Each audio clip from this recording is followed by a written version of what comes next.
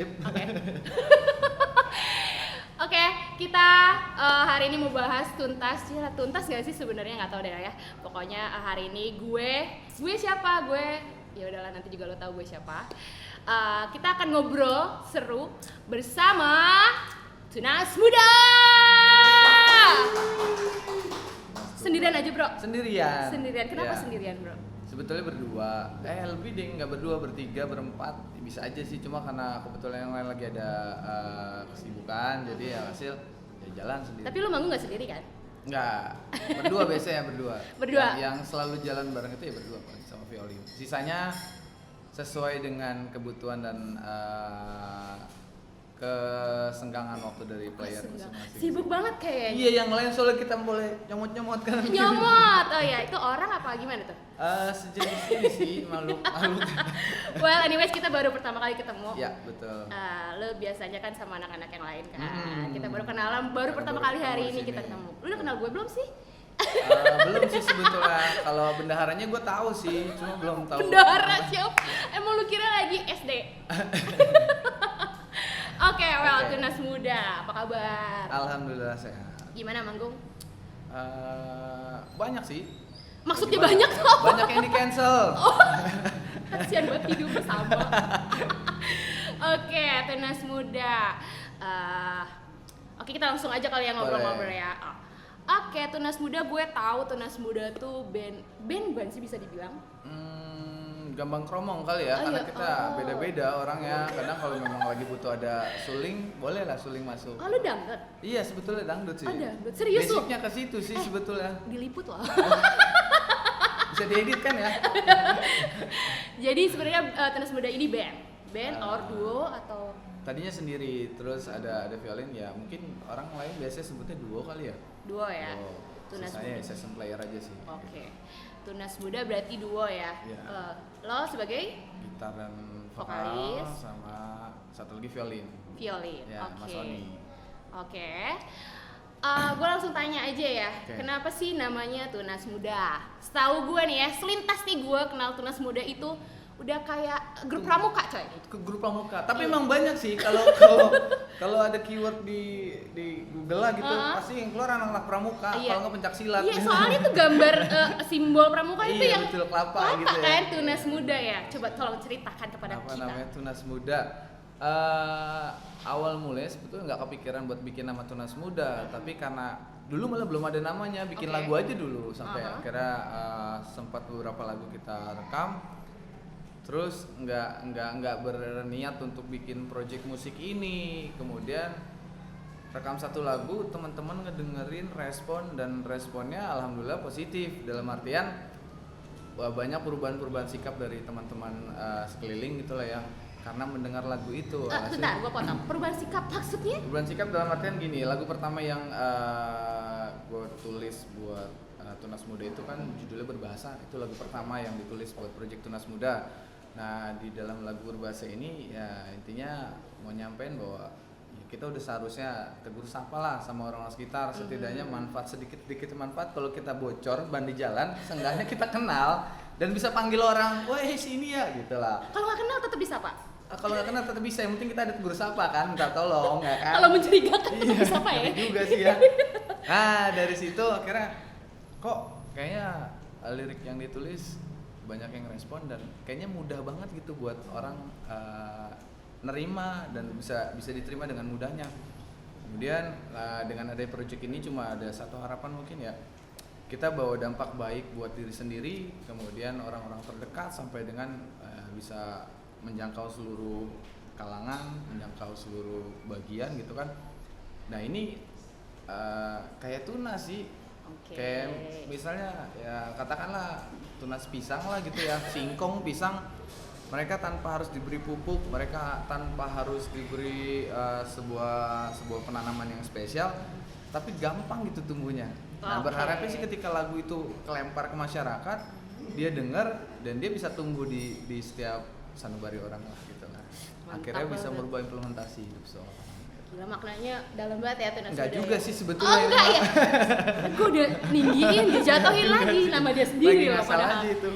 Tapi kenapa kok di Instagramnya ada X depannya? Itu kayak Anang coy. Iya sih Ex benar. Tunas Muda, kenapa? Ini ada pertanyaan titipan gak sih sebenarnya? Nggak ada sebenarnya. Ada X-nya depan. Karena pas gue Tunas Muda, oke coach ex Tunas Muda, Iya, why? awalnya mungkin dulu ya ada ya perjalanan lah ya fase hidup orang masing-masing, dan X ini yang nggak ada artinya sebetulnya sih, cuma karena dulu sering ngelawan aja, ngebangkang aja gitu kan, suka Oke. ngebangkang, ngelawan sama sesuatu yang dianggap itu wah kayaknya nggak cocok nih. Ya X mungkin bisa diartikan salah satu simbol penolakan lah gitu ya. Terus kesini-sini sebetulnya itu cuma sebagai reason aja sih, sebagai alasan aja, karena nyari nama Tunas Muda itu udah ada, jadi nggak bisa dipakai gitu. Intinya kan. itu. Iya, intinya itu. Terus mau dikasih underscore kayaknya waduh udah banyak banget underscore kan, ada Iya. Tunas Muda terus underscore atau Tunas Muda titik, akhirnya depannya pakai X lah dikit gitu. Sip. Gitu sih, sesimpel itu. Nggak Sesimpel terlalu- itu iya, makna ya? nggak terlalu. Oke. Oke, next pertanyaan dari gue, ceritain dong asal mula terbentuknya Tunas Muda sehingga sampai pada titik ini. Oke. Dari lu jatuh bangunnya atau lu dari awal lu bikin Tunas Muda, lu sendirian kan berarti ngebangun Sendiri, Tunas Muda? ya sendiri awal waktu ngebangunnya itu tahun 2013 kalau nggak salah. 2013 Ya, itu gue masih SD sih. sama sih, gue juga TK dulu nggak naik, cepet turun lagi kira.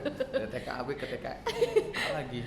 Jadi awalnya di 2013 itu udah vakum tuh nggak main musik. Oh, kenapa? Jadi main musik dari tahun 2004 lah ya, 2004 main musik. Dari SD lah, SD kelas 3. Terus Tua berarti lu. SD kelas 3, terus jalan-jalan 2006 masih ngeband, 2007, 2008, 2009 sempat ada beberapa rilisan fisik dari band yang udah dijalanin. Tapi 2013 kebetulan teman-temannya udah pada married semua, udah pada nikah. Lu udah married hasil- BTW? ongoing. OTW lah ya? Apa sih OTW ya namanya, bahasanya apa sih? Aduh, nggak tahu lagi. Kalau ketuaan gitu emang bingung ini Iya, bahasa. bingung, bahasanya bingung. Jadi atuh bahas apa tadi, nikah apa bahas apa nih kita?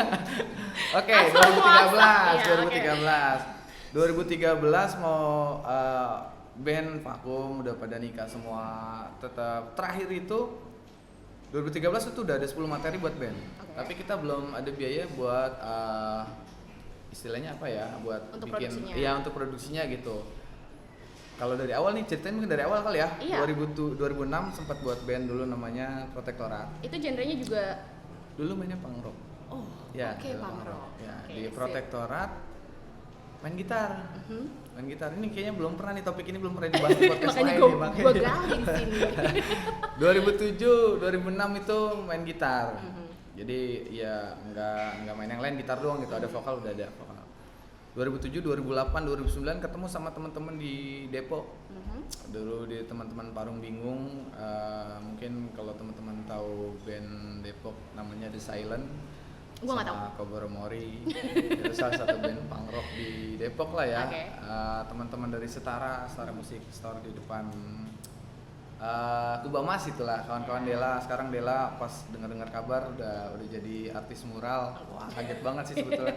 Nah, 2008 2009 diajak bikin trio split album sama dia. Dulu judulnya itu Fun to Be Punk. Tahun 2008 itu cuma bikin 4 lagu. 4 lagu untuk ikut kompilasi album. Oke. Ini ceritanya cukup rumit sih sebetulnya, karena dulu gue nggak punya duit buat bikin album itu. Hidup lu rumit banget sih. Parah. 2007 itu gue masih SMP kalau nggak Oke. salah, SMP. Bingung mau rekaman, nggak punya duit gitu kan. Alhasil ya kalau dengar cerita dari kangen band dulu mungkin pernah Oke. kuli segala macam. Udah gue ngerasain itu.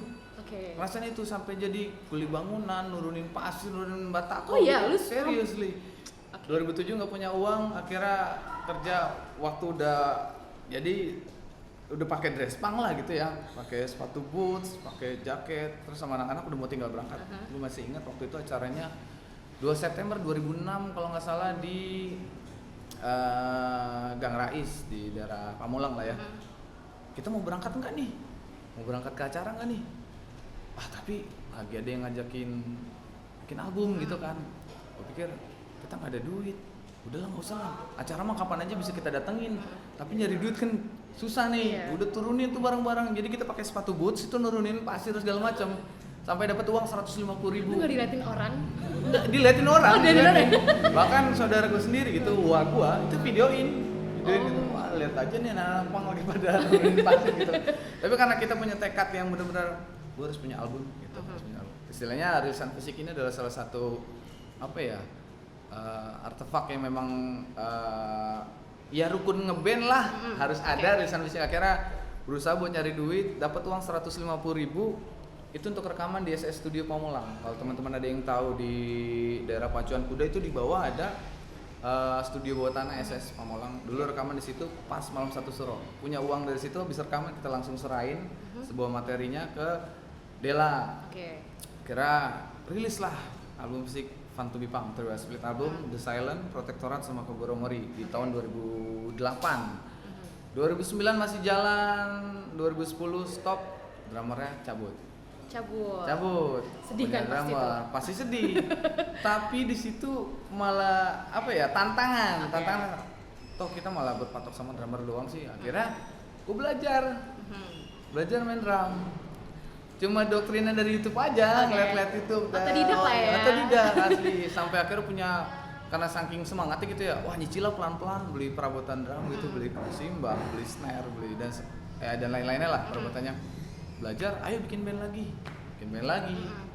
Jadilah Anta Berantah tahun 2010. Anta Berantah. Namanya ya punk rock banget. Iya, nggak tahu juga sih itu karena bingung cari namanya sih. Satu juga mungkin rumah gua Anta Berantah kali ya. Jadi nggak ketahuan, peta aja nggak masuk gitu sebetulnya. 2010 bangun Anta Berantah. Nulis lagu lagi, semangat lagi dong nulis lagu sampai jadi 9 lagu.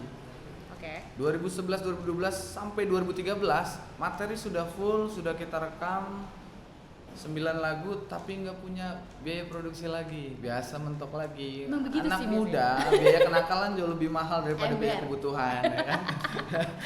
Ya 2013 masuklah Bujangan Kolektif Record dari Parung. Mungkin teman-teman suka seni itu ada salah satu kawan di sana, Bujangan Kolektif Record, salah satu label musik punk ya, teman-teman punk di sana.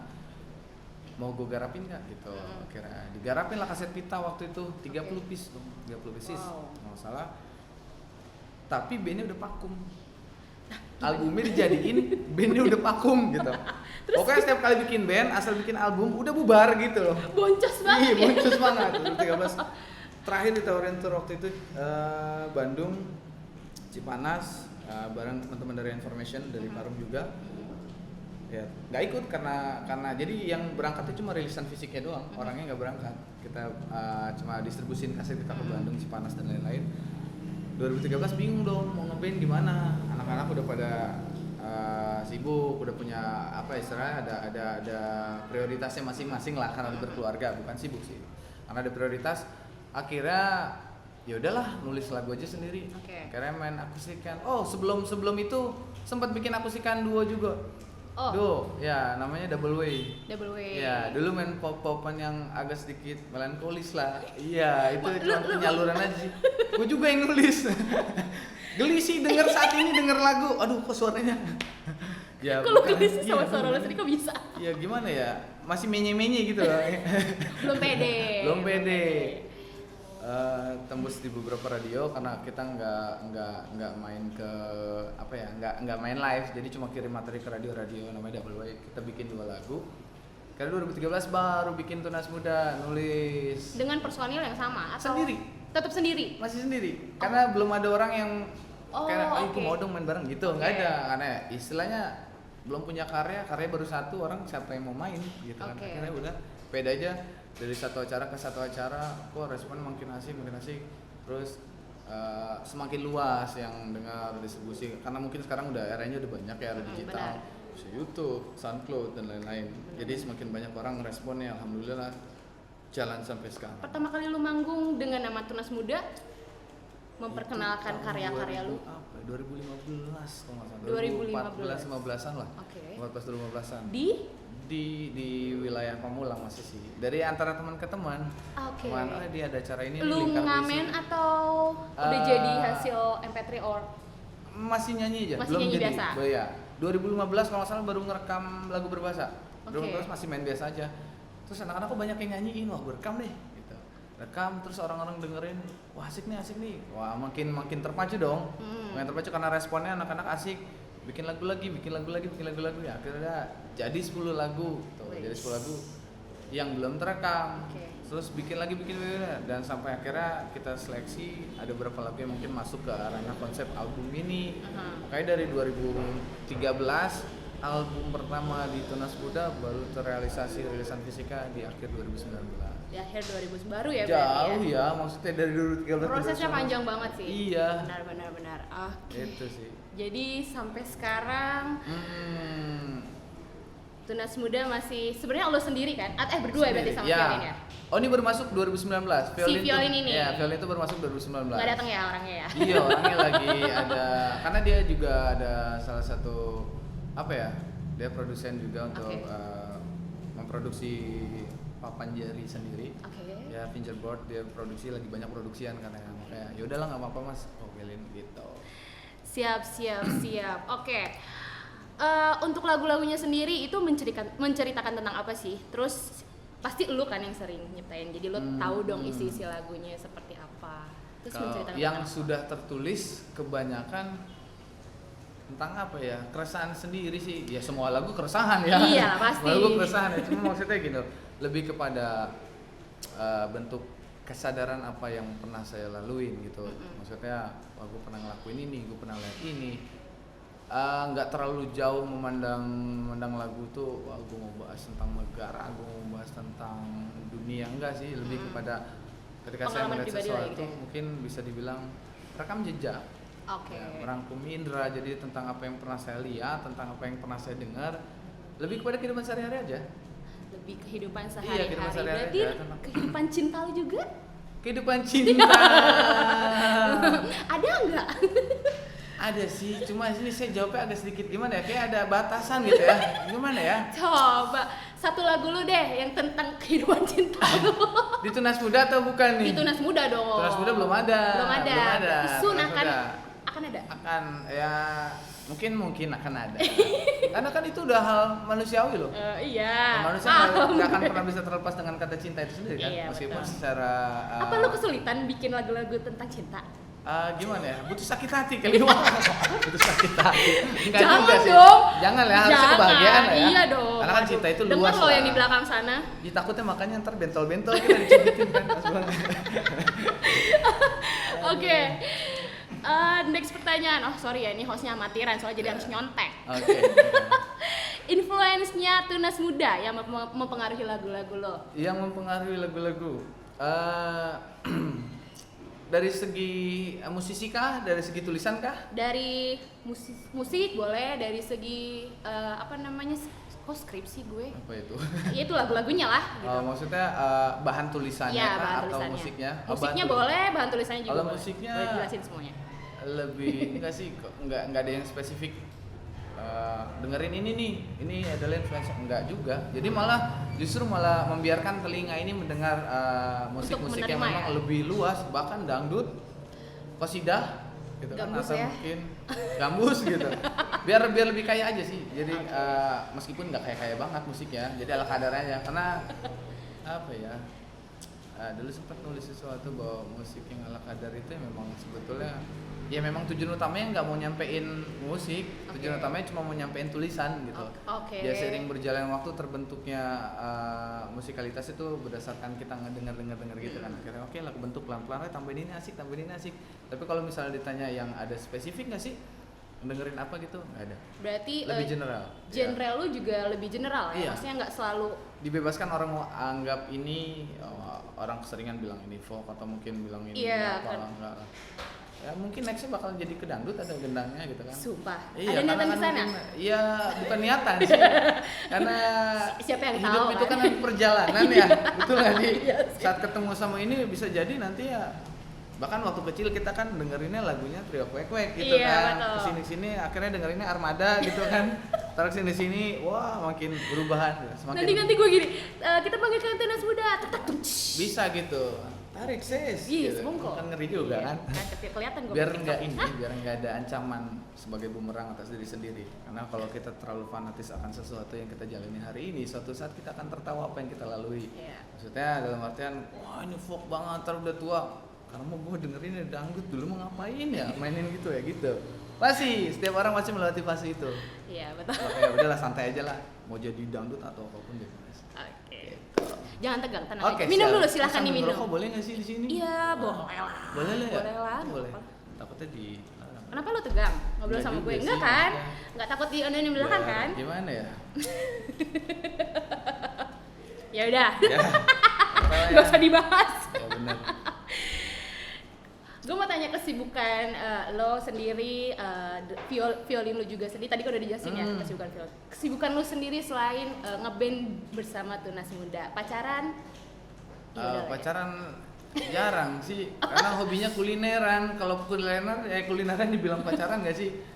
Ya seneng, ya jalan bareng tapi kita kulineran makan makanya kan ini. Tadi dulu barengnya sama siapa nih? Ambigu nih Sama soalnya. pacar. Ya, Sama pacar. kekasih Jadi lah. punya pacar. Bukan pacar sih, calon Calon, istri oh gitu. calon Biar istri. lebih jelasnya kan ya. Bukan calon di sakit hati kan? Bukan, insya Allah lah.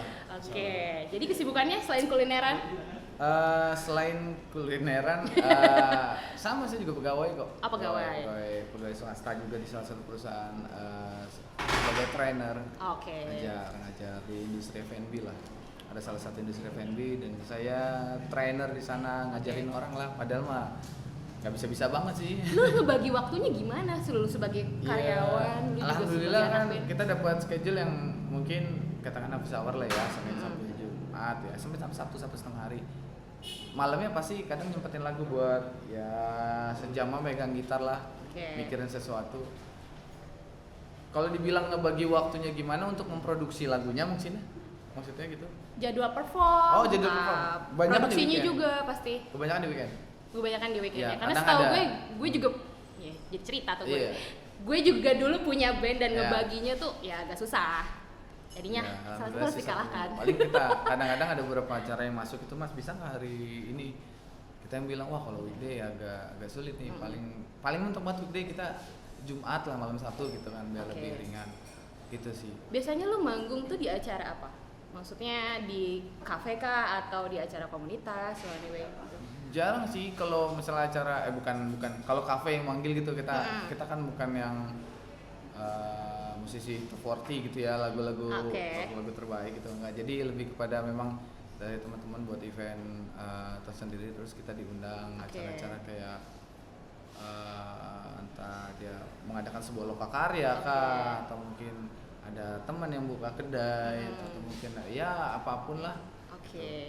Jadi nggak menutup diri untuk main di acara apapun, yang penting si penyelenggara tidak pernah melarang saya untuk mengatakan atau membawakan lagu apapun di panggungnya. Jadi nggak ada yang larang gitu kan, apa aja kita santai jadinya. Ya udah lu nyalain dulu deh, Iya, biar lu iya. nggak tegang. Oh, Lu dari tadi megangin korek mulu. Oke, base camp Tunas Muda sendiri di mana sih? Jadi kalau misalkan orang mau tahu atau mungkin mengundang lu nggak by WhatsApp gitu kan? Iya, bisa datang by ke base WhatsApp. camp lu untuk ngobrol, Kalau sharing. ngobrol-ngobrol basecamp di mana ya? Karena kita nomaden sih. Kadang-kadang pengen numpang makan aja ke studio Sukaseni sih. Ketahuan kan? Paketan kok kita paketan kok sebenarnya. Paketan kok kita. Jadi Kalau basecamp bisa di rumah sih. Bisa Ya di paling rumah. kita ketemu wilayahnya Pamulang paling mau ketemu Pamulang di ya, Pamulang. dekat lah ya dari Palu. Sebetulnya guys. satu pun keunikannya adalah kita nggak ada yang anak Pamulang. Lu anak mana? Anak Malu kan pasti? Saya anak Tapi- diskotik. Wah. Karena tempatnya Asik dong, bro. di seberang kota Satik gitu. Iya. Kehela. Kehela. Jadi sini tuh ini Gunung Sindur. Oke. Masuk KTP Bogor, Gunung Sindur. Gunung Sindur. Cuma tepian, suburban gitu lah. Pinggiran. Pinggiran. Pinggiran mana? Pinggiran ke Tangsel lah. Kadang kita buat beli kuota aja ke Tangsel nyebrang gitu. Keren ya, lu Iya. lintas provinsi. Iya, parah kan. Oke. Main ke Pamulang aja itu dari Jawa Barat ke Banten. Jauh perjalanan. Gokil itu Saudari. Aduh. Jujur gue juga baru denger lagu lu tadi pagi. Tadi pagi banget ya. Gue suka banget sama yang judulnya Semesta Berdoa. Oke. Sama Mental Pekerja. Lu nyindir gua banget. Lu nyindir gua, coy, itu. Kesel gua. Saya juga pekerja kok sebetulnya. Oh, Saya juga iya pekerja, sih. cuma kan Kenapa lu bikin lagu itu? Ini. Jing, boleh nggak disensor? sebenarnya gini ya, apa namanya? Emang banyak nih ada beberapa kawan juga yang nggak bisa disalahkan sebetulnya, karena kan lagu ketika kita lempar ke publik itu akan milik publik gitu kan. Cuma sebagai penulis kita juga punya tanggung jawab untuk meluruskan sebenarnya ini lagu arahnya kemana sih. Kalau lepas tanggung jawab namanya bahaya juga gitu kan. Karena lagu mental pekerja ini bukan untuk mengkritisi si pekerjanya, tapi lebih kepada mental seorang pekerja. Dalam artian ketika kita melakukan sesuatu, bukan pekerjaan ya. Dalam artian pada saat kita melakukan sesuatu, kemudian itu keluar dari apa yang mungkin menjadi passion kita, keinginan kita, tanpa ada kebahagiaan dalam menjalani itu, baiknya tinggalkan. Oke. Karena ya mau jadi kerja gimana pun nggak masalah.